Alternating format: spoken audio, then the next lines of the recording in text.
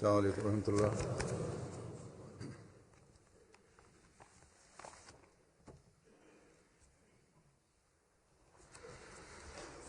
أشهد أن لا إله إلا الله وحده لا شريك له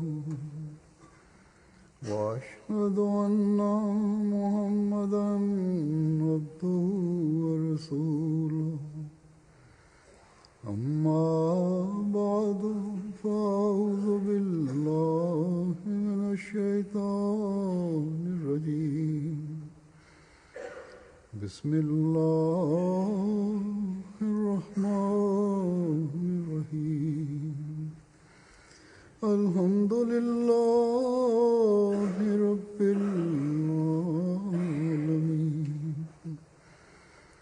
الرحمن الرحيم مالك يوم الدين إياك نعبد وإياك نستعين اهدنا الصراط المستقيم صراط الذين أنعمت عليهم غير المغضوب عليهم ولا الضالين. وجزاء سيئة سيئة مثلها فمن عفا وأصلح فأجره على الله إنه لا يحب الظالمين.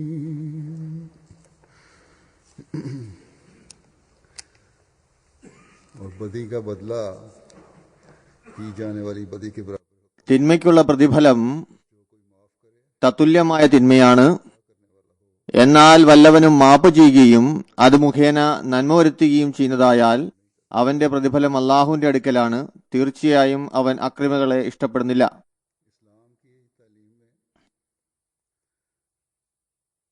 ഇസ്ലാമിക അധ്യാപനങ്ങളിൽ ഏതെങ്കിലും കുറ്റകൃത്യം ചെയ്യുന്ന വ്യക്തിയോട്, നഷ്ടം വരുത്തുന്ന വ്യക്തിയോട്, അത് ചെറിയ രീതിയിലാണെങ്കിലും വലിയ രീതിയിലാണെങ്കിലും ശരി, അതുമല്ലെങ്കിൽ ശത്രുവായാലും എന്നുവേണ്ട എല്ലാവരോടും പെരുമാറേണ്ട രീതിയെ സംബന്ധിച്ച് നൽകപ്പെടുന്ന അധ്യാപനം അവരുടെ സംസ്കരണത്തിനുള്ള മാർഗമാണ് അവലംബിക്കുന്നത് എന്നതാണ്. ഇസ്ലാമിൽ ശിക്ഷാ നടപടികൾ സ്വീകരിക്കുന്ന രീതി തീർച്ചയായും ഉണ്ട്. എന്നാൽ അതിനോടൊപ്പം മാപ്പിന്റെയും വിട്ടുവീഴ്ചയുടെയും കൽപ്പനയുണ്ട്. നിങ്ങൾ കേട്ടുകഴിഞ്ഞ ഈ ആയത്തിലും ഈ ഒരു കൽപ്പനയാണുള്ളത്. തിന്മയും ദുഷ്ചെയ്തിയും ചെയ്യുന്നവർക്ക് ശിക്ഷ നൽകുക. എന്നാൽ ഈ ശിക്ഷാ നടപടിക്ക് പിന്നിലും ഉണ്ടായിരിക്കേണ്ട ലക്ഷ്യം ഈ ശിക്ഷയിലൂടെ തിന്മ ചെയ്യുന്നവനോ നഷ്ടം വരുത്തുന്നവനോ കുറ്റം ചെയ്യുന്നവനോ സംസ്കരിക്കപ്പെടണം എന്നുള്ളതായിരിക്കണം. ആത്മീയ പരിവർത്തനം ലക്ഷ്യമാക്കുമ്പോൾ പിന്നെ ശിക്ഷ നൽകുന്നതിന് മുമ്പായി ഈ ശിക്ഷയിലൂടെ ആ ലക്ഷ്യം പൂർത്തിയാകുമോ എന്നുകൂടി ചിന്തിക്കേണ്ടതാണ്. ഇനി ചിന്തിച്ചതിന് ശേഷം, കുറ്റവാളിയുടെ അവസ്ഥ മനസ്സിലാക്കിയതിനു ശേഷം ഈ കുറ്റവാളിയുടെ പരിഷ്കരണം മാപ്പിലൂടെ സാധ്യമാകുകയാണെങ്കിൽ പിന്നെ വിട്ടുവീഴ്ച ചെയ്യുക. അതല്ല ശിക്ഷാ നടപടിയാണെങ്കിൽ പിന്നെ ശിക്ഷ നൽകുക. മാപ്പ് നൽകുക എന്നതും അള്ളാഹു പറഞ്ഞതുപോലെ അവന്റെ മഹത്തരമായ പ്രതിഫലത്തിന് അവകാശിയാക്കുന്നതാണ്. അവസാനം ഇന്നഹു ലാ യുഹിബുൽ ളാലിമീൻ,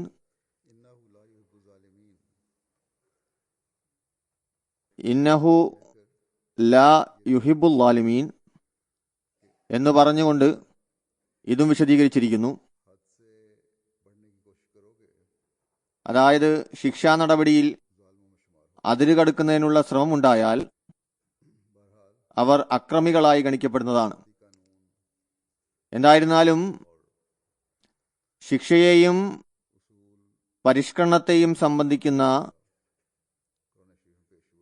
ഈ അടിസ്ഥാന നിയമവും ചട്ടവും വിശുദ്ധ ഖുർആൻ സമർപ്പിച്ചിരിക്കുന്നു.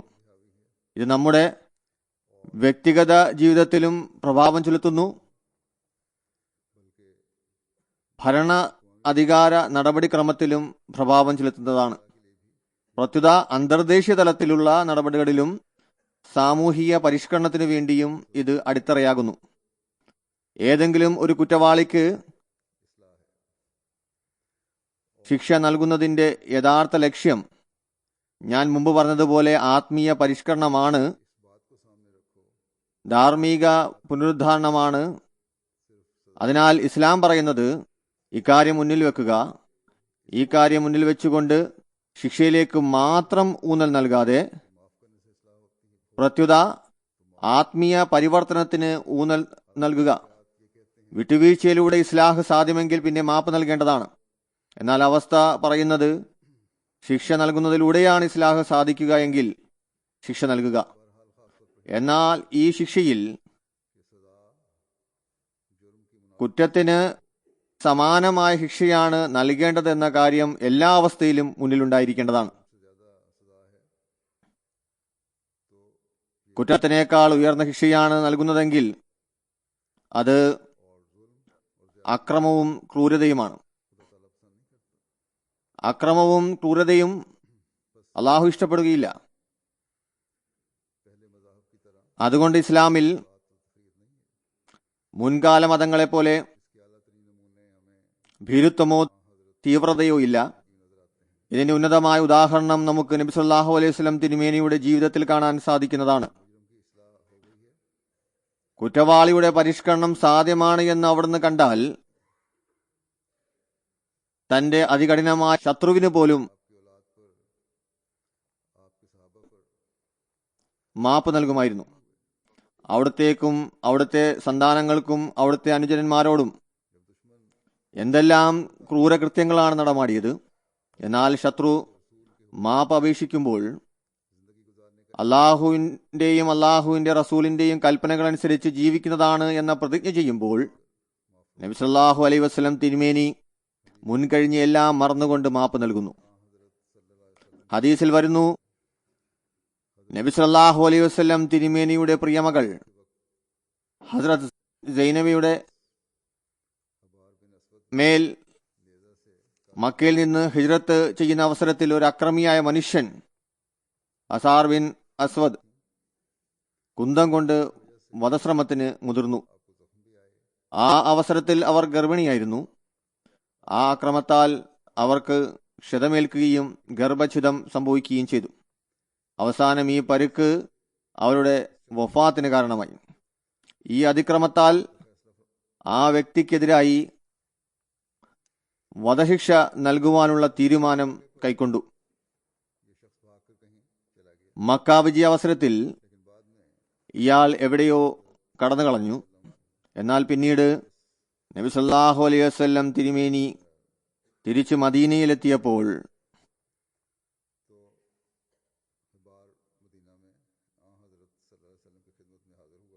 ഹിബാർ മദീനയിൽ നബി സല്ലല്ലാഹു അലൈഹി വസല്ലമയുടെ സമക്ഷം ഹാജരായി.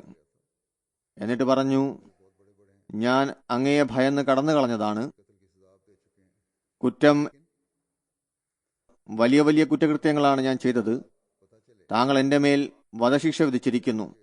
എന്നാൽ അങ്ങയുടെ വിട്ടുവീഴ്ചയെയും കാരുണ്യത്തെയും കുറിച്ച് അറിഞ്ഞപ്പോൾ ആ കാര്യം എന്നെ അങ്ങയുടെ സമീപത്തെത്തിച്ചു. എനിക്ക് പ്രതീക്ഷ ഉണർന്നു. എന്റെ മേൽ വധശിക്ഷ വിധിക്കപ്പെട്ടാലും ശരി, എന്നാൽ താങ്കളുടെ വിട്ടുവീഴ്ചയും മാപ്പ് ചെയ്യലും എത്ര വിശാലമാണെന്നാൽ ആ വിശാലത എന്നിൽ ധൈര്യം പകർന്നു. ഞാൻ ഹാജരായിരിക്കുന്നു. പറയുന്നു അള്ളാഹുവിന്റെ നബി, ഞങ്ങൾ ജാഹിലിയത്തിലും ഷിർക്കിലും മുങ്ങിക്കിടന്നിരുന്നു. അള്ളാഹു ഞങ്ങളുടെ സമൂഹത്തെ താങ്കൾ മുഖേന ഹിദായത്ത് നൽകി, നാശത്തിൽ നിന്ന് രക്ഷിച്ചു. ഞാൻ എന്റെ അതിക്രമത്തിനും ക്രൂരതയ്ക്കും മാപ്പ് ചോദിക്കുന്നു. എന്റെ ജഹാലത്തിന് വിട്ടുവീഴ്ച നൽകിയാലും. അങ്ങനെ നബി സല്ലല്ലാഹു അലൈഹി വസല്ലം തിരുമേനി തന്റെ പ്രിയപുത്രിയുടെ ഘാതകനും മാപ്പ് നൽകി. പറഞ്ഞു, പോകൂ ഹിബാർ, അള്ളാഹു നിന്നിൽ ഔദാര്യം കാണിച്ചുകൊണ്ട് നിനക്ക് ഇസ്ലാം സ്വീകരിക്കുവാനുള്ള തൗഫീക്ക് നൽകിയിരിക്കുന്നു. യഥാർത്ഥ തൗബ ചെയ്യാൻ തൗഫീക്ക് നൽകിയിരിക്കുന്നു. അതുപോലെ മറ്റൊരു നിവേദനത്തിൽ വരുന്ന ഒരു കവി കാബ് ഇബ്നു സഹീർ മുസ്ലിം വനിതകളെ സംബന്ധിച്ച് വളരെ അപഹാസ്യപരമായ കവിതകൾ രചിക്കുമായിരുന്നു. അവരുടെ ചാരിത്രത്തെ അപമാനിച്ചിരുന്നു. ദുഷിച്ച കവിതകൾ ചൊല്ലിക്കൊണ്ട് അവരുടെ ചാരിത്രത്തെ ആക്രമിച്ചിരുന്നു. ഇയാളെ സംബന്ധിച്ചുള്ള ശിക്ഷയും വിളംബരം ചെയ്യപ്പെട്ടിരുന്നു. മക്കാ വിജയം സംഭവിച്ചപ്പോൾ കാബിന്റെ സഹോദരൻ അയാൾക്കെഴുതി, മക്കാ വിജയം സംഭവിച്ചിരിക്കുന്നു, നീ നബി സല്ലല്ലാഹു അലൈഹി വസല്ലം തിരുമേനിയോട് മാപ്പ് ചോദിക്കുന്നതായിരിക്കും നല്ലത്. അങ്ങനെ അയാൾ മദീനയിൽ വന്നുകൊണ്ട് തന്റെ പരിചയക്കാരന്റെ വസതിയിൽ താമസിച്ചു.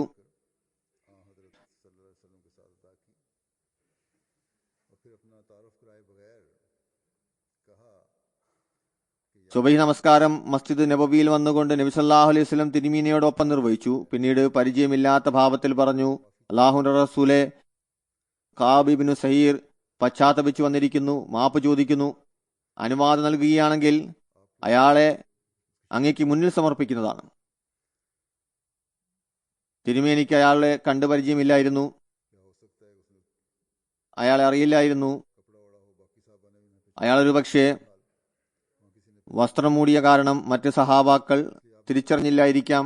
എന്തു തന്നെ ആയാലും അയാളെ ആരും തിരിച്ചറിഞ്ഞില്ല. അതിനാൽ അവിടുന്ന് പറഞ്ഞു, ശരി, വന്നാലും.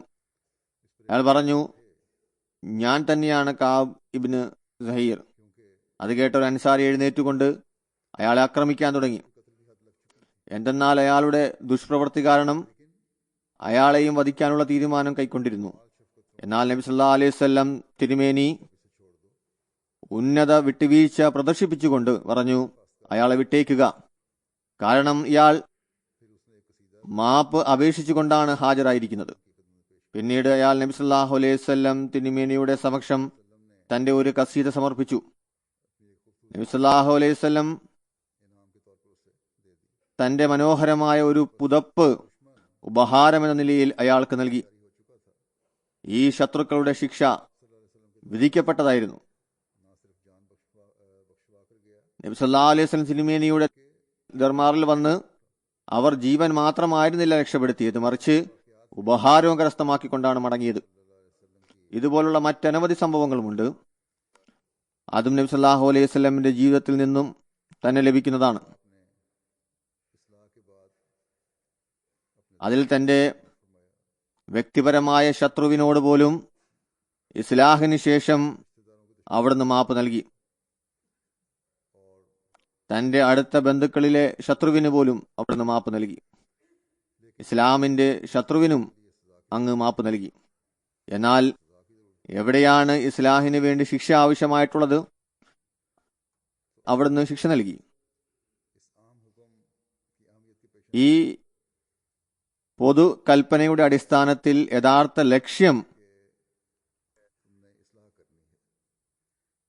എന്നത് നമുക്ക് ഇസ്ലാഹ് വരുത്തണം എന്നുള്ളതാണ്, അതല്ലാതെ പകരം വീട്ടുക എന്നതല്ല. ഹദ്റത്ത് മസീഹ് അലൈഹി സ്വലാം സൂറ ഷൂറയിലെ ഈ ആയത്ത് 41-ാമത്തെ ആയത്താണിത്. ഈ ആയത്തിനെ കുറിച്ച് തന്റെ ഗ്രന്ഥങ്ങളിലും നിർദ്ദേശങ്ങളിലും പല സ്ഥലങ്ങളിലും വിശദീകരണം നൽകിയിട്ടുണ്ട്.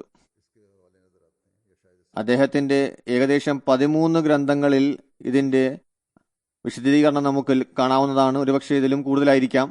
അതിൽ 21-22 ഭാഗങ്ങളിൽ അവിടുന്ന് ഈ ആയത്തിനെ കുറിച്ച് വിശദീകരിക്കുന്നു. അതുപോലെ തന്റെ സദസ്സുകളിലും വിവിധ സ്ഥലങ്ങളിലും ഇതിനെ സംബന്ധിച്ച് വിശദീകരണം നൽകിയിട്ടുണ്ട്. ഇസ്ലാം മത തത്വജ്ഞാനത്തിൽ അവിടുന്ന് ശിക്ഷയുടെയും വിട്ടുവീഴ്ചയുടെയും ഫിലോസഫി, സങ്കല്പം എന്നതിനെക്കുറിച്ച് പറയുന്നു. തിന്മയുടെ പ്രതിവിധി എത്രമാത്രമാണ് കുറ്റം ചെയ്യപ്പെട്ടത് അത്രമാത്രമാണ്. ഈ ആയത്തിന്റെ വെളിച്ചത്തിൽ എന്നാൽ ആരാണ് തിന്മ മാപ്പാക്കുന്നത്?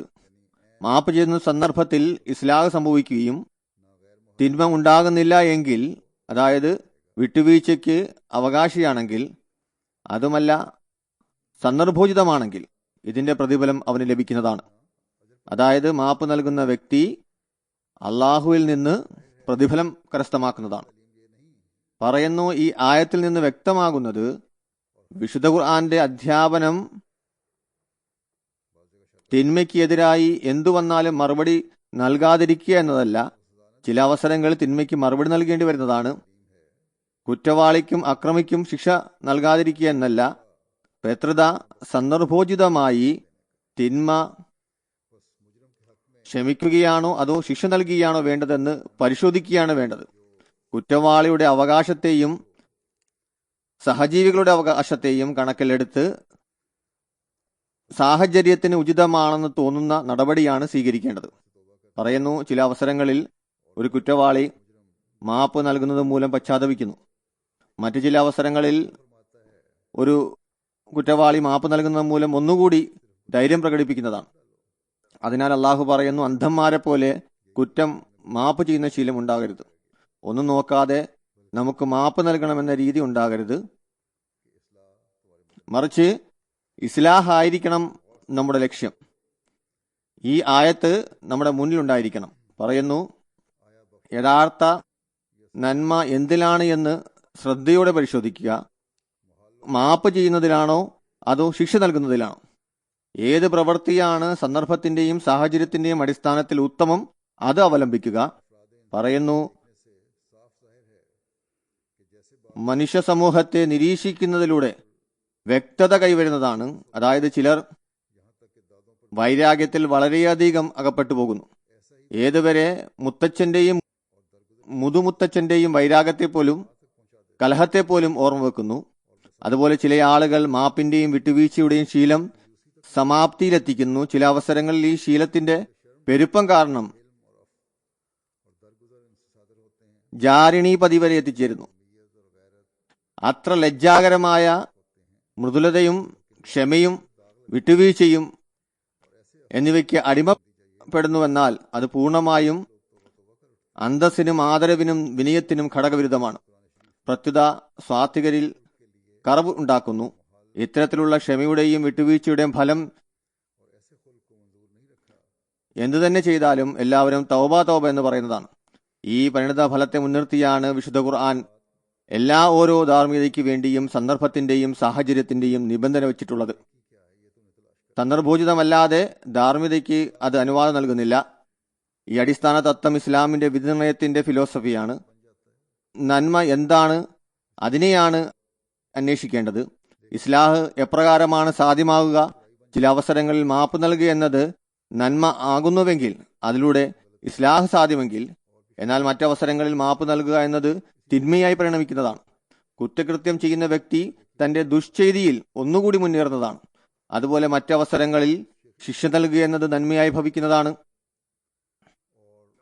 അത് അയാൾക്ക് ഉപകാരം ചെയ്യുന്നത് പോലെയാണ്. കാരണം ശിക്ഷയിലൂടെ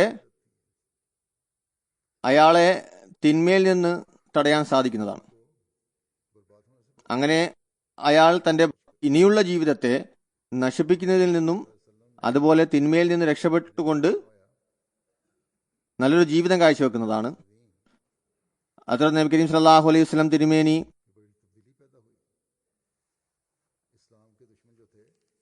ആർക്കെല്ലാമാണ് മാപ്പ് നൽകിയത്? 2 ഉദാഹരണം ഞാൻ നൽകിയിരുന്നു. അവരിൽ നമുക്ക് വലിയ മാറ്റം സംഭവിച്ചതായി കാണാൻ സാധിക്കുന്നതാണ്.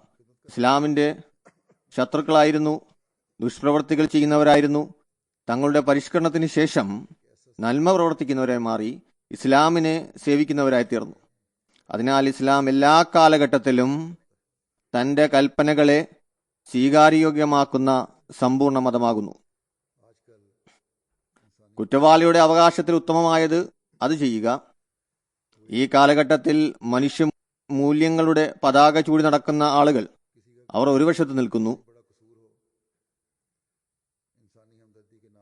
അവർ ഒരാൾ എത്ര തന്നെ അപരാധിയായാലും മാനുഷിക സഹാനുഭൂതിയുടെ പേരിൽ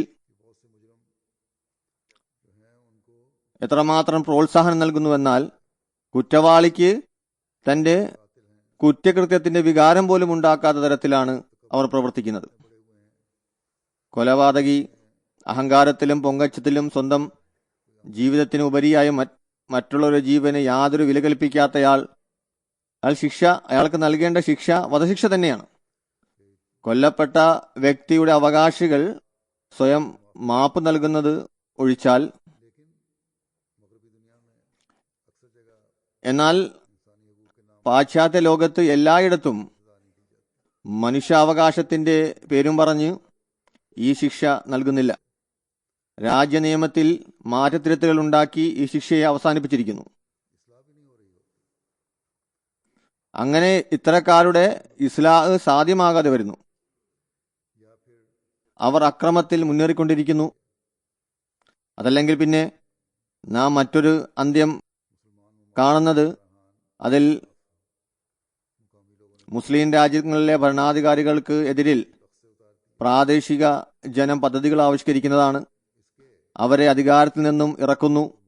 അതിനുശേഷം അവരുടെ മേൽ കേസ് നടത്തി ഏതൊരു ശിക്ഷയാണ് കുറ്റവാളി എന്ന നിലയിൽ അവർക്ക് ലഭിക്കേണ്ടത് അത് നൽകുന്നതിന് പകരം അവരെ പ്രാദേശിക ജനങ്ങൾക്ക് വേണ്ടി അതിക്രൂരമായ നിലയിൽ കൊലപ്പെടുത്തുന്നു. ഈ പ്രാദേശിക ജനം നേതാക്കളുടെ മേൽ അക്രമം നടത്തുമ്പോൾ അതിന് പുറകിൽ മറ്റു വലിയ ശക്തികൾക്ക് ലാഭമുണ്ടാകുന്നു. അവർക്ക് വേണ്ടിയാണ് ഇവര് ഇതെല്ലാം ചെയ്യുന്നത്. ഇസ്ലാം എല്ലാവിധ തീവ്രതയെയും തടയുന്നു. ശിക്ഷാ നടപടികൾക്കായി അള്ളാഹു പറയുന്നു, ഇതിൽ ധനികനോടും ദരിദ്രനോടും ഒരേപോലെയുള്ള സമീപനമാണ് ഉണ്ടാകേണ്ടത്. പറയുന്നു, കുറ്റകൃത്യങ്ങൾക്ക് തുല്യമായ ശിക്ഷ നൽകുക, ശിക്ഷയ്ക്കായി ചില രീതിയും നടപടികളും അവലംബിക്കുക. ഇതിൽ നാം നോക്കുന്നതായാൽ നബി സല്ലല്ലാഹു അലൈഹി വസല്ലം മദീനയിൽ ഭരണം നടത്തിയിരുന്നു. അതിനുശേഷം ഖലീഫമാർ ഭരണം നടത്തി. അവർ എപ്രകാരമാണ് ശിക്ഷ നൽകേണ്ടത്, ശിക്ഷ നടപടികളുടെ ലക്ഷ്യമെന്താണ് എന്നീ കാര്യങ്ങൾ പ്രവർത്തിച്ചു കാണിച്ചു. പിന്നീട് മസീഹ് മൗഊദ് അലൈഹി സ്വലാം ഒരു സ്ഥലത്ത് പറയുന്നു, കുറ്റവാളിയുടെ അവകാശത്തിൽ എന്താണ് ഉത്തമം എന്ന് മാത്രമല്ല നോക്കേണ്ടത്, ചില അവസരങ്ങളിൽ കുറ്റവാളിയെ മാത്രമായി പരിഗണിക്കാൻ സാധിക്കുന്നതല്ല. പൊതുസമൂഹത്തിൽ എന്താണ് ഉത്തമം, ചെറിയ കാര്യത്തെ വലുതിനായി ത്യാഗം ചെയ്യുക, അല്ലെങ്കിൽ സമൂഹത്തിന്റെ വിശാലമായ പ്രയോജനത്തെ മുന്നിൽ വെക്കുക. ചില അവസരങ്ങളിൽ ഇതും അത്യന്താപേക്ഷിതമായി മാറുന്നു. അതിനാൽ ഏതൊരു ശിക്ഷയുടെയും തീരുമാനത്തിൽ സമൂഹത്തിൽ മൊത്തമായ നിലയിൽ എന്ത് സ്വാധീനമാണ് ഉണ്ടാകുന്നത് എന്ന കാര്യവും മുന്നിൽ വെക്കേണ്ടതാണ്. ചില അവസരങ്ങൾ മാപ്പ് നൽകി എന്നത് സമൂഹത്തിൽ തെറ്റായ സ്വാധീനം ചെലുത്തുന്നതാണ്. നോക്കുക, ഇത്ര വലിയ കുറ്റവാളി ഇത്ര വലിയ കുറ്റം ചെയ്തിട്ടും രക്ഷപ്പെട്ടിരിക്കുന്നു. അതുകൊണ്ട് നമുക്കും തെറ്റ് ചെയ്തതിനു ശേഷം മാപ്പ് ചോദിച്ച് രക്ഷപ്പെടാൻ കഴിയുമെന്ന ചിന്ത ദുഷ്പ്രവണത ഉള്ളിലുള്ള ആളുകളിൽ ജനിക്കുന്നു. ഈ സാഹചര്യം പിന്നീട് കുറ്റവാളികൾക്ക് കുറ്റകൃത്യം ചെയ്യാൻ കൂടുതൽ ധൈര്യം പകരുകയും പ്രേരണ നൽകുകയും ചെയ്യുന്നു. അതുപോലെ സാത്വിക സമൂഹം ഭയപ്പാടിലകപ്പെടുന്നു, അല്ലെങ്കിൽ പൊതുവിൽ ജനങ്ങൾ പരിഭ്രമിക്കുന്നു. ഈ പരിഭ്രമം ദൂരീകരിക്കുന്നതിനായി പിന്നീട് തങ്ങളുടേതായ തന്ത്രങ്ങൾ അവർ മെനയുന്നു.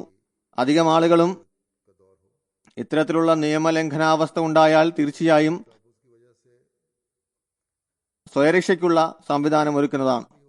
എന്നാൽ ചിലർ നിയമലംഘനാവസ്ഥ ഉണ്ടായില്ലെങ്കിലും ശരി, നിയമപരിജ്ഞാനം മുൻനിർത്തി നിയമത്തെ കയ്യിലെടുക്കുന്നതിന് ശ്രമിക്കുന്നു. ദൗർഭാഗ്യവശാൽ ഇന്ന് നമുക്ക് ഈ അവസ്ഥ, ഇത്ര മനോഹരമായ ഇസ്ലാമിക അധ്യാപനം ഉണ്ടായിട്ട് കൂടി മുസ്ലിം രാജ്യങ്ങൾ അധികവും ഇന്ന് കാണാൻ സാധിക്കുന്നു.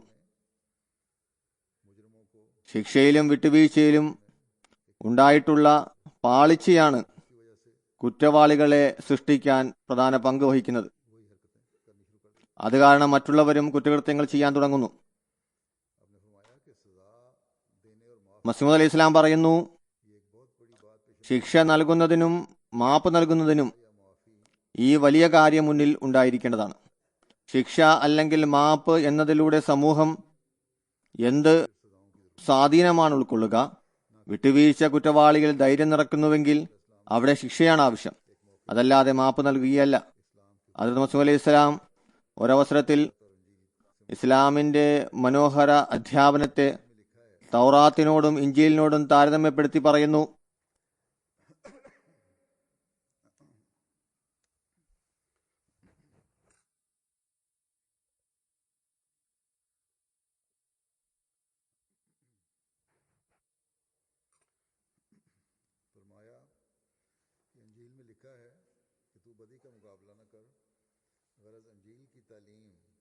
നീ തിന്മയോട് മത്സരിക്കരുതെന്ന് ഇഞ്ചിയിൽ എഴുതിയിരിക്കുന്നു. അതായത് ഇഞ്ചിയിലെ അധ്യാപനം ഭീരുത്വത്തിലേക്ക് കുനിഞ്ഞിരിക്കുന്നു.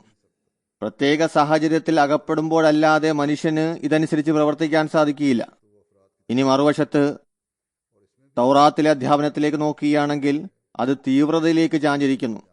ഇതിലും ഒരു ഭാഗത്തേക്ക് മാത്രമാണ് സമ്മർദ്ദം ചെലുത്തുന്നത്. ജീവന് പകരം ജീവൻ, കണ്ണിന് പകരം കണ്ണ്, ചെവിക്ക് പകരം ചെവി, പല്ലിന് പകരം പല്ല് എടുക്കുക. ഇതിൽ ക്ഷമയുടെയോ വിട്ടുവീഴ്ചയുടെയോ പേര് പോലും കാണുകയില്ല. യഥാർത്ഥ വസ്തുത ഈ ഗ്രന്ഥങ്ങൾ നിശ്ചിത കാലത്തിനും നിശ്ചിത സമൂഹത്തിനും വേണ്ടിയുള്ളതായിരുന്നു. അതായത് ഒരു പ്രത്യേക കാലഘട്ടത്തിന് വേണ്ടിയും സമൂഹത്തിനു വേണ്ടിയുമായിരുന്നു. എന്നാൽ വിശുദ്ധ ഖുർആൻ നമുക്ക് എത്രമാത്രം പരിശുദ്ധമായ മാർഗമാണ് നൽകിയിരിക്കുന്നത്. അത് ഭീരുത്വത്തിൽ നിന്നും തീവ്രതയിൽ നിന്നും പരിശുദ്ധവും മനുഷ്യപ്രകൃതത്തിന് അനുയോജ്യമാണ്. ഏതുപോലെ ഉദാഹരണം എന്ന നിലയിൽ വിശുദ്ധ ഖുർആൻ തന്നെ പറയുന്നു, ജസാഉ സയ്യിഅത്തിൻ സയ്യിഅത്തുൻ മിസ്ലുഹാ ഫമൻ അഫാ വ അസ്ലഹ ഫഅജ്റുഹു അലല്ലാഹ്. അതായത് എത്ര കുറ്റമാണ് ചെയ്തത് അതിന് തുല്യമായ ശിക്ഷയാണ് നൽകേണ്ടത്. അതായത് അത്ര തന്നെയുള്ള ശിക്ഷ നൽകുക എന്നതാണ് അനുവദനീയം. എന്നാൽ ആരെങ്കിലും മാപ്പ് നൽകുകയാണെങ്കിൽ ഈ വിട്ടുവീഴ്ചയിൽ ഇസ്ലാഹ് ആണ് ഉന്നം വെക്കുന്നതെങ്കിൽ, സന്ദർഭോചിതമാണ് വിട്ടുവീഴ്ചയെങ്കിൽ, സാഹചര്യത്തിന് അനുയോജ്യവുമാണെങ്കിൽ അത്തരത്തിൽ മാപ്പ് ചെയ്യുന്ന വ്യക്തിക്കായി പ്രതിഫലം ഉണ്ടാവുന്നതാണ്. അത് അള്ളാഹുവിൽ നിന്നാണ് അവന് ലഭിക്കുക. നോക്കുക, എത്രമാത്രം പരിശുദ്ധമായ അധ്യാപനമാണ്. ഇതിൽ ഭീരുത്വമില്ല, തീവ്രതയുമില്ല. നഷ്ടപരിഹാരം ചോദിക്കാനുള്ള അനുവാദമുണ്ട്. എന്നാൽ മാപ്പിനുള്ള നിവേദനവും നിലവിലുണ്ട്. പകരം വാങ്ങാനുള്ള കൽപ്പനയുണ്ട്. എന്നാൽ അതോടൊപ്പം മാപ്പിലേക്കും ശ്രദ്ധ ക്ഷണിച്ചിരിക്കുന്നു. അതിന് പ്രാധാന്യം നൽകിക്കൊണ്ട് അള്ളാഹുവിൽ നിന്ന് പ്രതിഫലം ലഭിക്കുന്നതാണെന്ന് പറയുന്നു. ഇസ്ലാഹ് എന്ന നിബന്ധന അതിലെ മൂന്നാമത്തെ ഘടകമാണ് വിശുദ്ധ ഖുർആൻ ലോകത്തിന്റെ മുന്നിൽ സമർപ്പിക്കുന്നത്. അതിനാൽ ഒരു സമുചിത പ്രകൃതമുള്ള മനുഷ്യന്റെ കടമയാണ് ഇതിലേതാണ് പ്രകൃതത്തിന് അനുയോജ്യമായിട്ടുള്ളത്, ഏത് അധ്യാപനമാണ് മനുഷ്യ പ്രകൃതത്തിനും ബുദ്ധിയും തള്ളിക്കളയുന്നതെന്ന് സ്വയം താരതമ്യം ചെയ്യുകയും മത്സരിപ്പിച്ചു നോക്കുക. ഇസ്ലാമിക അധ്യാപനങ്ങൾ എല്ലാ കാലഘട്ടത്തിലും ലോക പ്രശ്നങ്ങൾക്ക് പരിഹാരമാകുന്നു. അത് ശിക്ഷാ നടപടിയോ മറ്റു പ്രശ്നമായാലും ശരി. ഇസ്ലാം പറയുന്നു, നീ ഒരു തവണ മാപ്പ് നൽകുക, പിന്നെ ഹൃദയത്തിൽ നിന്ന് വൈരാഗ്യത്തെയും അസൂയയെയും നീക്കം ചെയ്യുക. അവിടുന്ന് പറയുന്നു, ചില ആളുകളുടെ ഹൃദയത്തിൽ എത്രമാത്രം വൈരാഗ്യമുണ്ടെന്നാൽ അവർ മുത്തച്ഛന്റെയും മുതുമുത്തച്ഛന്റെയും കാലഘട്ടത്തിൽ കാര്യം പോലും ഓർമ്മ വെക്കുന്നു, അതിന് മാപ്പ് നൽകുന്നില്ല. അവിടുന്ന് പറയുന്നു, വൈരാഗ്യത്തെ ഹൃദയത്തിൽ സൂക്ഷിക്കുക എന്നത് ഒരു വിശ്വാസിയുടെ അന്തസ്സിന് ചേർന്നതല്ല. നബി സല്ലല്ലാഹു അലൈഹി വസല്ലം തിരുമേനിയുടെ പരിശുദ്ധ മാതൃക ഇക്കാര്യത്തിൽ നമ്മുടെ മുന്നിലുണ്ട്. ഉഹദ് യുദ്ധത്തിൽ അബൂ സുഫിയാന്റെ ഭാര്യ ഹിന്ദ റസൂൽ സല്ലല്ലാഹു അലൈഹി വസല്ലം തിരുമേനിയുടെ പിതൃവ്യനായിരുന്ന ഹദ്റത്ത് ഹംസയുടെ മയ്യത്തിനെ അപമാനിച്ചു. മൂക്കും ചെവിയും മറ്റ് അവയവങ്ങളും മുറിച്ച് മയ്യത്തിന് രൂപം വികൃതമാക്കി. അദ്ദേഹത്തിന്റെ കരൾ പുറത്തെടുത്ത് ചവച്ചരച്ചു. അക്രമത്തിന്റെയും ക്രൂരതയുടെയും അതിർ ലംഘിച്ചു. മറുവശത്ത് ഇതെല്ലാം ചെയ്തിട്ട് കൂടി ഹദ്റത്ത് നബി കരീം സല്ലല്ലാഹു അലൈഹി വസല്ലം തിരുമേനിയുടെ മാതൃക എന്തായിരുന്നു? മക്ക വിജയ അവസരത്തിൽ ഹിന്ദ മേൽത്തട്ടം ധരിച്ച് തിരുമേനിയുടെ സദസ്സിൽ ഹാജരായി. പൊതുസമക്ഷം വരാൻ സാധിക്കുമായിരുന്നില്ല. ഈ ക്രൂരത കാരണത്താൽ അവരെയും വധിക്കാനുള്ള തീരുമാനം എടുത്തിരുന്നു. തിരുമേനിയുടെ സദസ്സിൽ വന്നുകൊണ്ട് ബയ്യത്ത് ചെയ്തു മുസ്ലിമായി. ഈ അവസരത്തിൽ ചില സംശയ നിവാരണം നടത്തി ചില ചോദ്യങ്ങൾ ചോദിച്ചു. നബി സല്ലല്ലാഹു അലൈഹി വസല്ലം തിരുമേനി അവരുടെ ശബ്ദം തിരിച്ചറിഞ്ഞപ്പോൾ അവിടുന്ന് ചോദിച്ചു, നീ അബൂ സുഫിയാന്റെ പത്നി ഹിന്ദയാണോ? അവർ പറഞ്ഞു, അതെ റസൂലുള്ള. എന്നാൽ അള്ളാഹുവിന്റെ റസൂലെ, ഞാനിപ്പോൾ ഹൃദയം കൊണ്ട് മുസ്ലിമായിരിക്കുന്നു. മുൻ സംഭവങ്ങളിൽ എനിക്ക് വിട്ടുവീഴ്ച നൽകിയാലും നബി സല്ലല്ലാഹു അലൈഹി വസല്ലം അവരോട് ക്ഷമിച്ചു. അത് അവരിൽ എത്രമാത്രം സ്വാധീനം ചെലുത്തിയെന്നാൽ കൂടുതൽ നന്മയിലേക്ക് അവർ തിരിഞ്ഞു. വീട്ടിൽ പോയി അവർ നബി സല്ലല്ലാഹു അലൈഹി വസല്ലം തിരുമേനിക്ക് ആതിഥ്യം അരുളാൻ ഭക്ഷണം തയ്യാറാക്കി 2 ആടുകളെ അറുത്ത് തിരുമേനിക്ക് സമർപ്പിച്ചു. പറയുന്നു, ഇപ്പോൾ കന്നുകാലികൾ കുറവാണ്, അതിനാൽ ഈ നിസാരമായ ഉപഹാരം നൽകുകയാണ്. നബി സല്ലല്ലാഹു അലൈഹി വസല്ലം തിരുമേനി അവർക്ക് വേണ്ടി ദുആ ചെയ്തു, അള്ളാഹുവേ, ഹിന്ദയുടെ ആടുകളിൽ നീ അനുഗ്രഹം ചൊരിഞ്ഞാലും ഇത് കാരണം പറയുന്നു, ഇതിന്റെ അനുഗ്രഹത്താൽ സ്വയം നിയന്ത്രിക്കാൻ സാധിക്കാത്ത വിധം അത്ര ആടുകൾ അവർക്ക് നൽകി അനുഗ്രഹിക്കപ്പെട്ടു എന്ന് പറയപ്പെടുന്നു. ഹദ്റത്ത് മസീഹ് അലൈഹി സ്വലാം പറയുന്നു, മാപ്പ് ചെയ്യാൻ അറിയാത്തൊരു വിഭാഗമുണ്ട്. മുമ്പ് പറഞ്ഞതുപോലെ മുതുമുത്തച്ഛന്മാരുടെ കാലത്തുള്ള വഴക്ക് പോലും ഓർമ്മ വെക്കുന്നു. മറുവശത്ത് ലക്ഷ്യബോധമില്ലാത്ത ഭീരുക്കളായ ആളുകൾ ധാർമ്മികതയ്ക്ക് കളങ്കമാണ്. മാപ്പിന്റെ പേരിൽ ഭീരുത്വം കാണിക്കുന്നു.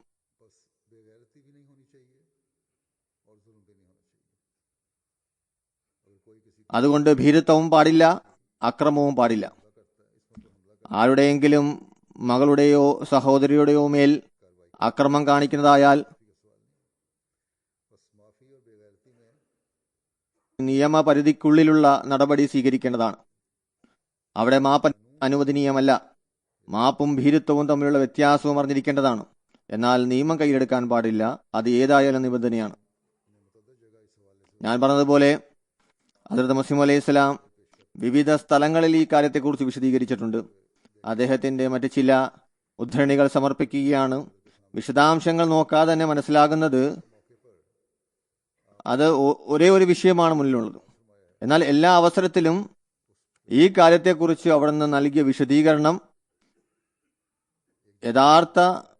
യഥാർത്ഥത്തിൽ വിവിധ രീതിയിലുള്ള വിവിധങ്ങളായ ഉപദേശങ്ങളാണ്. ഒരു സ്ഥലത്ത് അവിടുന്ന് പറയുന്നു, തിന്മയ്ക്ക് പകരം ചെയ്ത അത്ര തിന്മ ചെയ്യുക എന്നതാണ്. എന്നാൽ ഒരാൾ മാപ്പ് നൽകുന്നുവെങ്കിൽ, തെറ്റ് പൊറുക്കുകയാണെങ്കിൽ ഈ മാപ്പിലൂടെ സംസ്കരണം സാധ്യമാവുകയും അല്ലെങ്കിൽ വിപത്തുണ്ടാകുന്നില്ല എങ്കിൽ അള്ളാഹു അതിൽ തൃപ്തനാണ്. അവൻ അതിന് പ്രതിഫലം നൽകുന്നതാണ്. അതിനാൽ വിശുദ്ധ ഖുർആന്റെ നിരൂപണത്തിൽ എല്ലാ അവസരത്തിലും പ്രതിക്രിയ പ്രശംസനീയമാണ്. പകരം വീട്ടൽ എല്ലാ സ്ഥലത്തും പ്രശംസനീയമല്ല. അതുപോലെ മാപ്പ് നൽകുക എന്നതും എല്ലാ സ്ഥലത്തും പ്രശംസനീയമല്ല. പ്രത്യുത സന്ദർഭം പരിഗണിക്കേണ്ടതാണ്. ശിക്ഷയും മാപ്പും അവലംബിക്കുക സന്ദർഭോചിതവും പരിഷ്കരണത്തിനു വേണ്ടിയും ആയിരിക്കണം. അതല്ലാതെ തടവിന്റെ രൂപത്തിലല്ല.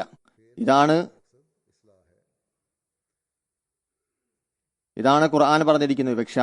പറയുന്നു, ആരുടെ നീയത്താണ് നന്മ നിറഞ്ഞത് അയാളിൽ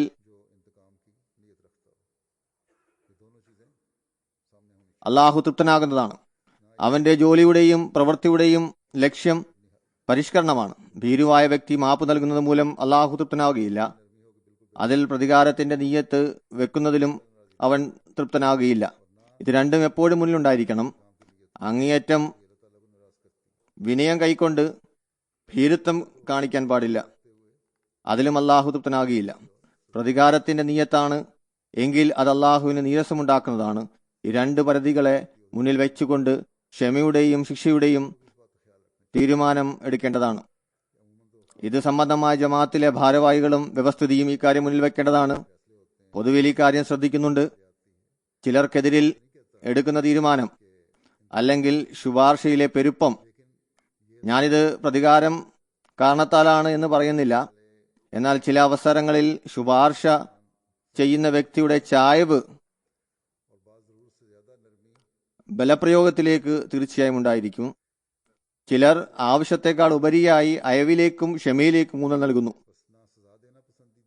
അതിലൂടെ പിന്നീട് പ്രശ്നങ്ങൾ അധികരിക്കുന്നതാണ്. ശിക്ഷ നൽകുന്നത് തൃപ്തികരമല്ല, അതുപോലെ മാപ്പ് ചെയ്യുക എന്നത് പ്രശംസനീയവുമല്ല.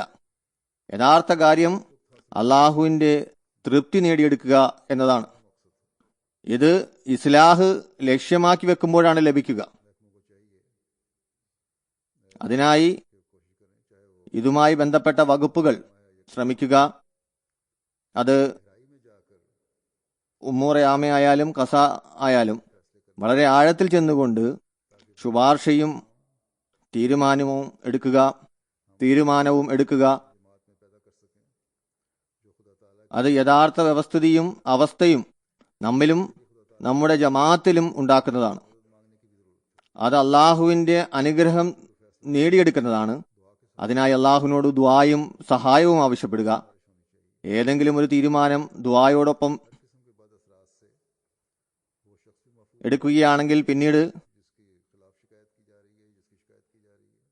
കാലത്തിന്റെ ഖലീഫയിലേക്ക് ശുപാർശയ്ക്ക് അയക്കുക. അങ്ങനെ എല്ലാവിധ തെറ്റായ പ്രഭാവത്തിൽ നിന്നും ആരുമേലാണ് പരാതി ഉള്ളത് അയാളും ജമാഅത്ത് വ്യവസ്ഥിതിയും സുരക്ഷിതമായി ഇരിക്കുന്നതാണ്. ഏതെങ്കിലും ഒരു തീരുമാനം ജമാഅത്തിന്റെ അസ്വസ്ഥതയ്ക്ക് ഹേതുവാകരുത്. അതുപോലെ ഒരു സ്ഥലത്ത് തന്റെ ഗ്രന്ഥമായ നസീമെ ദാവത്തിൽ ഹദ്റത്ത് മസീഹ് മൗഊദ് അലൈഹി സ്വലാം ഈ വീക്ഷണത്തെ വിവരിച്ചുകൊണ്ട് ഇസ്ലാമിന്റെ എതിരാളികൾ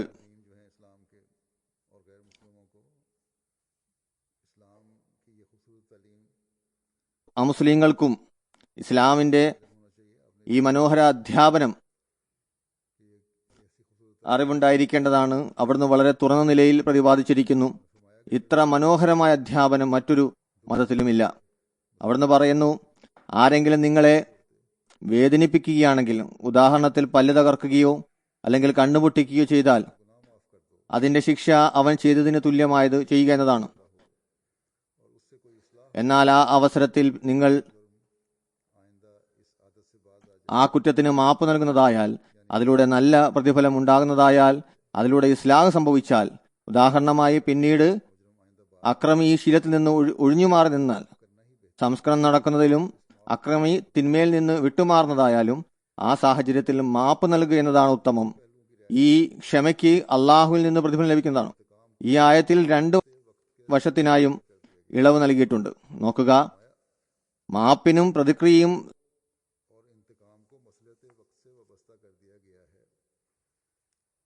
സംസ്കരണവുമായി ബന്ധിപ്പിച്ചിരിക്കുന്നു. സംസ്കരണ നിലയം എന്നാൽ സന്ദർഭോചിതമായി പ്രവർത്തിക്കുക എന്നതാണ്. അതിനാൽ ഇതാണ് യുക്തിഭദ്രമായ കാഴ്ചപ്പാട്. അതിലൂടെയാണ് ലോകം സഞ്ചരിച്ചുകൊണ്ടിരിക്കുന്നത്.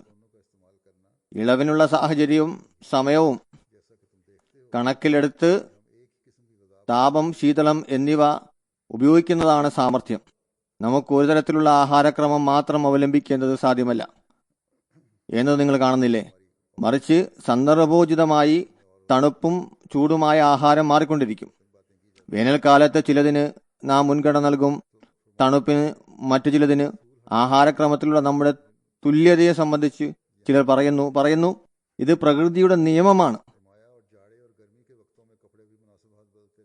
ഇവിടെയും അതിനെ ഉപയോഗിക്കേണ്ടതാണ്. പറയുന്നു, ശീതകാലത്തും വേനൽക്കാലത്തും അവസ്ഥക്കനുസരിച്ച് വസ്ത്രങ്ങൾ മാറിക്കൊണ്ടിരിക്കുന്നു. അതുപോലെ നമ്മുടെ ധാർമ്മിക അവസ്ഥ സാഹചര്യത്തിനനുസരിച്ച് മാറ്റം ആഗ്രഹിക്കുന്നു. ഏതുപോലെ നമ്മുടെ പ്രകൃതി നിയമത്തിനനുസരിച്ച് നമ്മുടെ ആഹാര ക്രമത്തിന് മാറ്റം സംഭവിക്കുന്നുവോ, നമ്മുടെ അന്നവും അല്ലാഹു കാലാവസ്ഥയ്ക്കനുസരിച്ച് ഉണ്ടാക്കുന്നു. അതുപോലെ തണുപ്പിന്റെയും ചൂടിന്റെയും കാലാവസ്ഥയിൽ അനുസരിച്ച് വസ്ത്രങ്ങൾക്ക് മാറ്റം സംഭവിക്കുന്നു. ഇവയെല്ലാം പ്രകൃതി നിയമത്തിന് അനുസരിച്ചുള്ളതാണ്. പറയുന്നു, അതുപോലെ നമ്മുടെ ധാർമ്മിക അവസ്ഥയും സന്ദർഭത്തിനനുസരിച്ച് മാറ്റം ആഗ്രഹിക്കുന്നു. അതിനിടയ്ക്ക് വസ്ത്രത്തെ സംബന്ധിച്ച് ഒരു കാര്യം പറയാൻ, വേനൽക്കാലത്ത് ഇവിടെ പൂർണ്ണമായും നഗ്നമായുള്ള വസ്ത്രരീതിയാണ് ഉള്ളത്. അതിൽ പ്രത്യേകിച്ച് സ്ത്രീകളാണ്. ശീതകാലത്ത് പൂർണ്ണമായും മൂടി പുതച്ച് കോട്ട് ധരിച്ച് നല്ല മാന്യമായ വസ്ത്രത്തിലായിരിക്കും ഇവർ. എന്നാൽ ഈ വസ്ത്രം മുസ്ലിം സ്ത്രീകൾ, ശിരോവസ്ത്രം ധരിക്കുന്ന സ്ത്രീകൾ ശീതകാലത്ത് ധരിക്കുന്നതായാൽ തലമറക്കുന്ന വിധത്തിൽ മാത്രം വേനൽക്കാലത്ത് തലയിൽ ധരിക്കുമ്പോൾ അവർക്കെതിരിൽ പദ്ധതി ആവിഷ്കരിക്കുന്നു. സ്ത്രീകളുടെ അവകാശ ധ്വംസനം നടക്കുന്നു എന്ന് പറയുക മാത്രമല്ല, ഇതിൽ സർക്കാരും ഇതിൽ ഭാഗവാക്കാകുന്നു. ഒരു തരത്തിൽ മറ്റുള്ളവരിൽ നടത്തുന്ന കൈകടത്തലാണ്. അതിന്റെ ലക്ഷ്യം പരിഷ്കരണമല്ല, മറിച്ച് അനീതിയാണ്. കഴിഞ്ഞ ദിവസം പ്രധാനമന്ത്രി നടത്തിയ ഒരു അഭിപ്രായമാണ്, പൊതുസമൂഹത്തിൽ ഏതെങ്കിലും തരത്തിലുള്ള ഏതെങ്കിലും ജോലി ചെയ്യുന്ന സ്ത്രീകൾ ശിരോവസ്ത്രം ധരിച്ചു വരുന്നതായാൽ അവരെ ജോലിയിൽ നിന്ന് പിരിച്ചുവിടുന്നതാണ് എന്നതിനെ സംബന്ധിച്ച് അവർ ചിന്തിച്ചുകൊണ്ടിരിക്കുകയാണ്. ഭൗതിക നിയമം മറ്റൊരു ഭാഗത്തേക്കാണ് സഞ്ചരിക്കുന്നത്, മറ്റൊരു സ്ട്രീമിലേക്കാണ് പോകുന്നത്. അതിൽ കലാപമുണ്ടാകുന്നു, അസ്വസ്ഥത ജനിക്കുന്നു. ഇസ്ലാം പറയുന്നു, അസ്വസ്ഥത ഉണ്ടാക്കുന്ന നിയമം എടുക്കുകയോ നിയമം ഉണ്ടാക്കുകയോ ചെയ്യരുത്. സമൂഹത്തിന്റെയും വ്യക്തിയുടെയും ഉന്നമതത്തിന് നിദാനമാകുന്ന ഉത്തമ തീരുമാനങ്ങൾ എടുക്കുക. അത്തരത്തിലുള്ള തീരുമാനത്തിൽ അള്ളാഹു തൃപ്തിപ്പെടുന്നതാണ്. ഹദ്റത്ത് മസീഹ് മൗഊദ് അലൈഹി സ്വലാം പറയുന്നു,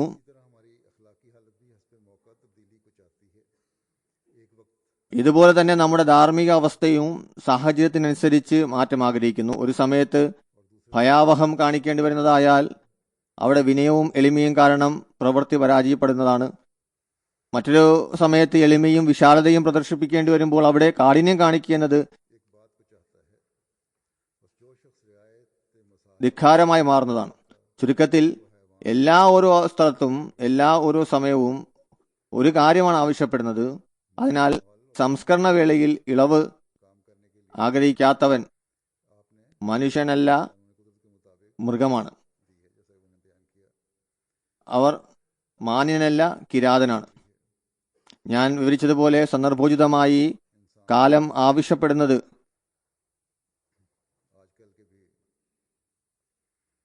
പ്രവർത്തിക്കുന്നതിന് വേണ്ടി പ്രകൃതി നിയമത്തിന്റെ ഉദാഹരണം അദ്ദേഹം നൽകി. ആഹാരക്രമത്തിനും ഒരു തുലനം ഉണ്ടായിരിക്കേണ്ടത് ആവശ്യമാണ്. ഓരോരുത്തരിലുമുള്ള ആഹാരം, ഒരേ തരത്തിലുള്ള ആഹാരം മനുഷ്യൻ ഉപയോഗിക്കുകയില്ല. ഈ കാലഘട്ടത്തിൽ പോഷക ആഹാര വകുപ്പിലെ പ്രഗത്ഭർ തങ്ങളുടെ രോഗികൾക്ക് ചാർട്ടുണ്ടാക്കി നൽകിക്കൊണ്ട് അതനുസരിച്ച് ആഹാരം കഴിക്കാൻ പറയുന്നു. ആഹാരത്തിലൂടെയാണ് ചികിത്സ നടക്കുന്നത്. അതുപോലെ കാലാവസ്ഥ വ്യതിയാനത്തനുസരിച്ച് നമ്മുടെ വസ്ത്രങ്ങൾക്ക് മാറ്റം സംഭവിക്കുന്നു. അവിടുന്ന് പറയുന്നു, ഈ പ്രകൃതി നിയമം ധാർമ്മിക അവസ്ഥയിലും ബാധകമാണ്. പറയുന്നു, ചില സ്ഥലത്ത് വിട്ടുവീഴ്ച കൊണ്ട്, അയവ് കൊണ്ട് കാര്യം അവതാളത്തിലാകുന്നുവെങ്കിൽ മറ്റു ചില സ്ഥലത്ത് കാഠിന്യവും തീവ്രതയും കാരണത്താലാണ് കാര്യം അവതാളത്തിലാകുന്നത്. മനുഷ്യന് ഈ പ്രകൃതി നിയമത്തെ ഓരോ സ്ഥലത്തും പ്രയോഗവൽക്കരിക്കേണ്ടതിന്റെ ആവശ്യമുണ്ട്. അവന്റെ പ്രകൃതത്തിന് അനുസരിച്ചായിരിക്കണം മാറ്റം ഉണ്ടാക്കേണ്ടത്. ഇസ്ലാഹിന് വേണ്ടി ഏതൊരു നടപടിയാണ് സ്വീകരിക്കുന്നത് അത് മനുഷ്യന്റെ പ്രകൃതത്തിന് അനുസരിച്ചായിരിക്കണം. ഇതാണ് മനുഷ്യനും മൃഗവും തമ്മിലുള്ള വ്യത്യാസം. മറ്റൊരു സ്ഥലത്ത് അവിടുന്ന് പറയുന്നു, വിശുദ്ധ ഖുർആൻ പ്രയോജനരഹിതമായി മാപ്പും വിട്ടുവീഴ്ചയും ചെയ്യുന്നത് അനുവദനീയമാക്കിയിട്ടില്ല. കാരണം അതുമൂലം ധാർമ്മികതയ്ക്ക് വൈകല്യം സംഭവിക്കുന്നതാണ്, ഏകീകൃത സംവിധാനം താറുമാറാകുന്നതാണ്. എന്നാൽ സംസ്കരണം സാധ്യമെങ്കിൽ അത്തരത്തിലുള്ള മാപ്പിന് അനുവാദം നൽകിയിട്ടുണ്ട്. ഇത് വളരെ പ്രധാനപ്പെട്ട കാര്യമാണ്. മാപ്പും വിട്ടുവീഴ്ചയും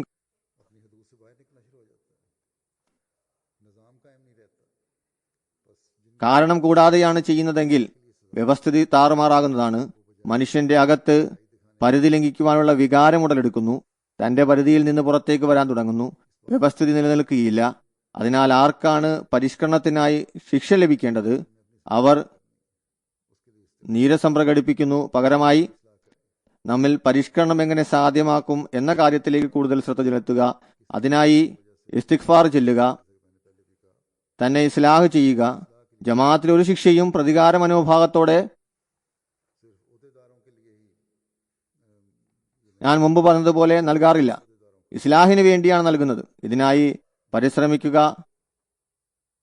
പരിശ്രമിച്ചുകൊണ്ടിരിക്കുകയും ചെയ്യുന്നു.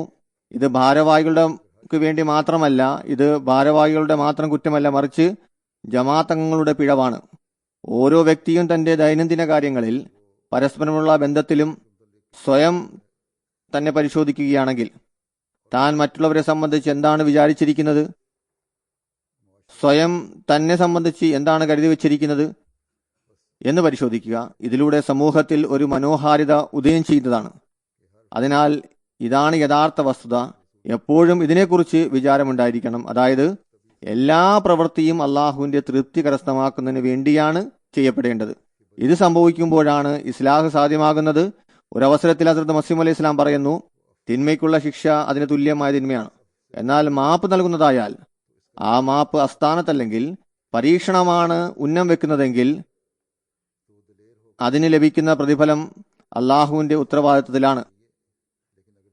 ഉദാഹരണമായി, മോഷ്ടാവിനെ വിട്ടയക്കുകയാണെങ്കിൽ അവൻ ധൈര്യപ്പെട്ട് കൊള്ളയടിക്കുന്നതാണ്, അവന് ശിക്ഷ തന്നെ നൽകേണ്ടതാണ്. എന്നാൽ 2 ജോലിക്കാർ അതിൽ ഒരുത്തനിൽ തുറച്ചു നോക്കുമ്പോൾ തന്നെ ലജ്ജ ഉടലെടുക്കുന്നുവെങ്കിൽ, അതായത് അവന്റെ തെറ്റായ കാര്യത്തെ നാം തറച്ചു നോക്കുകയാണെങ്കിൽ അവന് ലജ്ജ ഉണ്ടാവുകയും ഇസ്ലാഹ് ചെയ്യപ്പെടുകയുമാണെങ്കിൽ, അവനിൽ ലജ്ജ ഉണ്ടാക്കി ഇസ്ലാഹിന് ഹേതുവാകുന്നുവെങ്കിൽ അവന് കഠിന ശിക്ഷ നൽകുന്നത് ശരിയല്ല. ചിലർ ആംഗ്യത്തിലും കാര്യങ്ങൾ മനസ്സിലാക്കുന്നു. അതിനാൽ അവരോട് ഒന്നും തന്നെ പറയേണ്ടി വരുന്നില്ല. അവർ നോക്കുമ്പോൾ തന്നെ ഇസ്ലാം ഉണ്ടാകുന്നു. എന്നാൽ രണ്ടാമൻ മനഃപൂർവ്വം തെറ്റ് ചെയ്യുമ്പോൾ അവന് മാപ്പ് നൽകുകയാണെങ്കിൽ വീണ്ടും അവൻ വഷളാകുന്നതാണ്. അവന് ശിക്ഷ തന്നെ നൽകേണ്ടതാണ്. അപ്പോഴാണ് നന്നാവുക. അനുയോജ്യമായ കൽപ്പന വിശുദ്ധ ഖുർആന്റേതാണോ അതോ ഇഞ്ചീലാണ് സമർപ്പിക്കുന്നത്?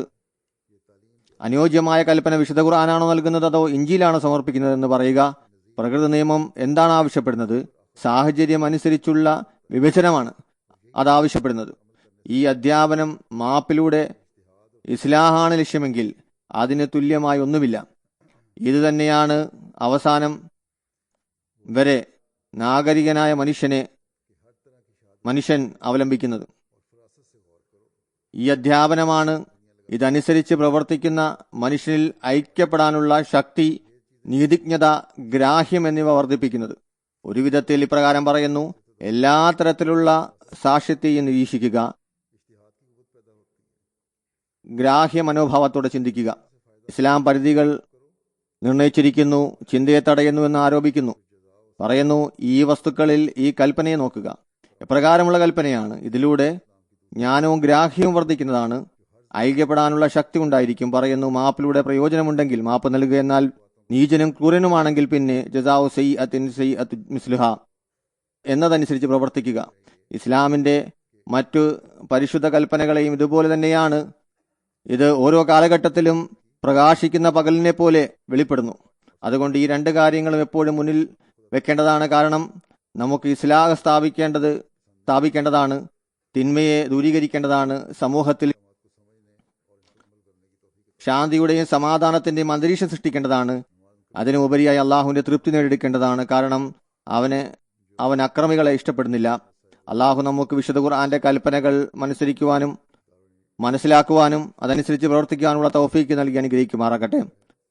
നമസ്കാരത്തിന് ശേഷം ഞാനൊരു ജനാസ ഗായിബ് നമസ്കരിക്കുന്നതാണ്. ബിലാൽ മഹമ്മൂദ് അഹമ്മദ് സാഹിബ് മുന്താസ് അഹമ്മദ് സാഹിബിന്റെ മകനാണ്.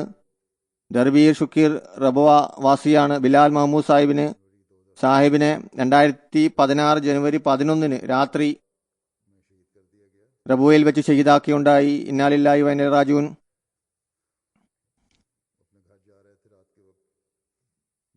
രാത്രി സമയം വീട്ടിലേക്ക് പോകുന്ന വേളയിൽ അജ്ഞാതരായ മോട്ടോർ സൈക്കിൾ വന്ന ആളുകൾ ഫയറിംഗ് ചെയ്ത് ഷഹീദാക്കി. വിശദീകരണത്തിന്റെ അടിസ്ഥാനത്തിൽ ഏകദേശം രാത്രി 9 മണിക്ക് ബിലാൽ മാർക്കറ്റ് എന്നതിലെ തന്റെ കട പൂട്ടി വീട്ടിലേക്ക് തിരിച്ചു പോകുകയായിരുന്നു. കുറച്ച് അകലെ വെച്ച് മോട്ടോർ സൈക്കിൾ വന്ന അജ്ഞാതർ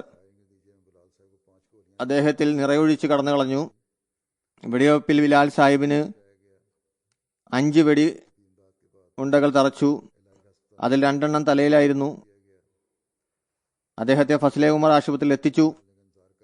പ്രാഥമിക ശുശ്രൂഷയ്ക്ക് ശേഷം LTD ഹോസ്പിറ്റൽ ഫൈസലാബാദിലേക്ക് അയച്ചു. അവിടെ ഡോക്ടർ അദ്ദേഹത്തിനായി കാത്തു നിന്നിരുന്നു. ബുള്ളറ്റ് ഓപ്പറേഷൻ ചെയ്തെടുക്കുന്നതിന് മുമ്പായി അദ്ദേഹത്തിന് വഫാത്ത് സംഭവിച്ചു. ഇന്നാലില്ലാഹി വ ഇന്നാ ഇലൈഹി റാജിഊൻ. 1989 ഗോഡ് ബിലാൽ നഗർ, നോസ്കോട്ട് ജില്ല, മിർപൂർ ഖാസിലാണ് ജനിച്ചത്. അനുഗ്രഹീത വഖഫേനോ പദ്ധതിയിൽ അംഗമായിരുന്നു. മെട്രിക് വരെ വിദ്യാഭ്യാസം കരസ്ഥമാക്കി. 2003 പിതാവ് വഫാത്തായി. പിന്നീട് കുടുംബം റബുവയിലേക്ക് വന്നു. 2008 വഖഫ് പുതുക്കി വസിയത്ത് ഓഫീസിൽ സദർ അഞ്ജുമൻ ഓഫീസിന്റെ ഉദ്യോഗസ്ഥനായി. മരണം വരെ അവിടെ പ്രവർത്തിച്ചു. വൈകുന്നേരം കുറച്ചു സമയം ചെറിയൊരു കടയുണ്ട്, അവിടെ പോകുമായിരുന്നു. തന്റെ ഹൽക്കയിൽ വിവിധ വകുപ്പുകളിൽ ജോലി ചെയ്യാനുള്ള തൗഫീക്ക് ലഭിച്ചു. ഇക്കാലയളവിൽ മൊഹല്ലയിലെ വസീത് സെക്രട്ടറിയായി സേവനമനുഷ്ഠിക്കുകയായിരുന്നു. പരേതന്റെ വിവാഹം 2015 ഏപ്രിലിലാണ് നടന്നത്. ഭാര്യ ഗർഭിണിയാണ്. അള്ളാഹു അവരെ അനുഗ്രഹിക്കുമാറാകട്ടെ, ഭാവിയിലും അനുഗ്രഹങ്ങൾ നൽകുമാറാകട്ടെ. വളരെയധികം സാത്വികനും സഹാനുഭൂതിയും എളിമയും വിശാല മനസ്സിന് ഉടമയുമായിരുന്നു. തന്റെ ജോലിയിൽ ആത്മാർത്ഥത, കഠിനാധ്വാനം, അനുസരണം എന്നിവ പുലർത്തിയിരുന്നു. ഖിലാഫത്തുമായി ആഴത്തിലുള്ള ബന്ധമായിരുന്നു. എല്ലാവരോടും ആദരവോടും സ്നേഹത്തോടും കൂടി പെരുമാറുമായിരുന്നു. അടുത്ത ബന്ധുക്കളോടും സ്നേഹബന്ധം പുലർത്തിയിരുന്നു. മാതാവിനോടും സഹോദരിയോടും നല്ല സ്നേഹബന്ധത്തിലായിരുന്നു. സപ്ത കുടുംബത്തിൽ ഭാര്യ മുബഷിറ ബിലാൽ സാഹിബ, മാതാവ് മുബാറക് മുന്താസ് സാഹിബ്, 2 സഹോദരന്മാരുണ്ട്, ഒരു സഹോദരിയും ഉണ്ട്.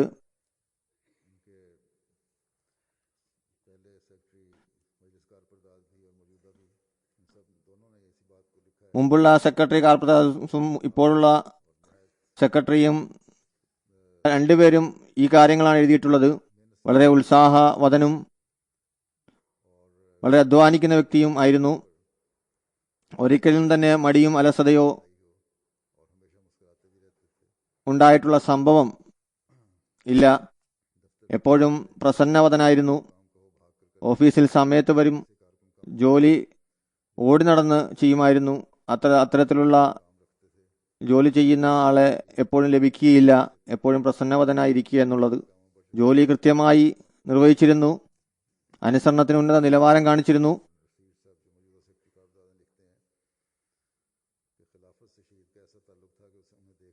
ജമാഅത്തിന്റെ പ്രവർത്തനത്തിൽ മുൻപന്തിയിലായിരുന്നു. നസീർ സാഹിബ് കാർപ്പറേഷൻ സെക്രട്ടറി എഴുതുന്നു, ഖിലാഫത്തിനോട് അദ്ദേഹത്തിനുള്ള ബന്ധം ഞാൻ കാണുമ്പോൾ എനിക്ക് അസൂയ തോന്നുമായിരുന്നു. അള്ളാഹു പരേതന്റെ സ്ഥാനം ഉയർത്തുമാറാകട്ടെ. അദ്ദേഹത്തിന്റെ കുടുംബത്തിന് ക്ഷമയും സ്ഥൈര്യവും പ്രദാനം ചെയ്യുമാറാകട്ടെ.